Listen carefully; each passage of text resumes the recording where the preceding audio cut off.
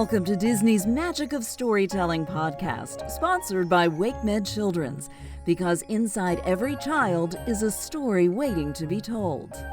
Our storyteller is ABC 11 news anchor Lauren Johnson. Sleeping Beauty and amazing team.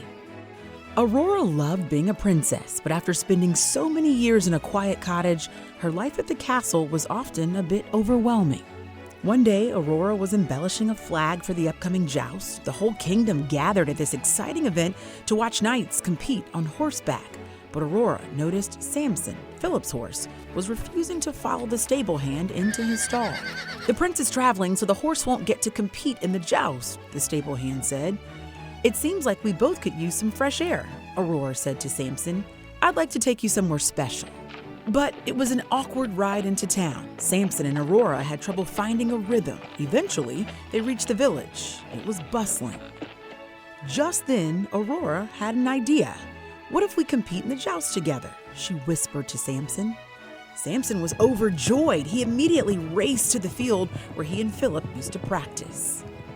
"You are amazing," Aurora exclaimed. "Is this where I'm going to learn how to joust?" Samson whinnied in reply.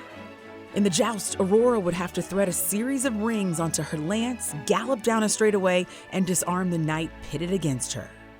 On the night before the tournament, Aurora revealed her plan to her parents. "Since Philip won't be present for the joust tomorrow, I'd like to compete in his place." After a brief silence, her mother spoke. "You're a new kind of princess," she said. "It would be our honor to have you participate." The sun rose early the next morning. The townspeople gathered around the jousting arena, excitedly waving flags and banners. Aurora and Samson took their place among the competitors. Their hearts raced as they surveyed the scene. "No matter what happens," Aurora whispered to Samson, "we are a team." All of a sudden, their names were announced. It was time to compete. Samson took off. Aurora lifted her lance and put it through all the rings on their path.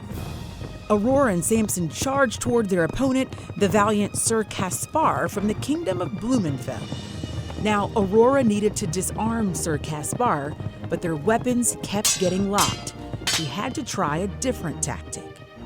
While Aurora was thinking of a new plan, Sir Caspar sent her lance flying through the air. With their weapon gone, Aurora and Samson were defeated. At the end of the day, the winners were announced. Aurora and Samson ended up in 4th place. "Not bad for our first tournament," Aurora said with a wink. She and Samson made an amazing team. WakeMed Children's is proud to support the ongoing enrichment of children in our community and beyond through our sponsorship of the Disney Magic of Storytelling podcast. To learn more about WakeMed Children's, please visit kids.wakemed.org.